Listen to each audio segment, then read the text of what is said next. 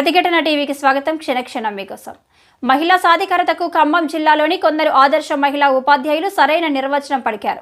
ఫ్రీగా దొరికితే చాలు ఏదైనా సరే వాడేద్దాం అనే చోటనే స్వచ్ఛందంగా ఫ్రీ బస్సు టికెట్ సర్వీసును వాడుకోకుండా ఈ అవకాశాన్ని పేదలకే వదిలేసి తాము టికెట్ తీసుకొని ప్రయాణించాలని నిర్ణయించారు.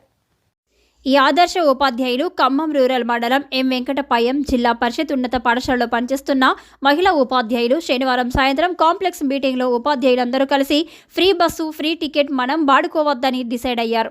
ప్రభుత్వం కల్పిస్తున్న ఈ సౌకర్యాన్ని వృద్ధులకు కాలేజీ పిల్లలకు వదిలేద్దామని నిర్ణయించారు.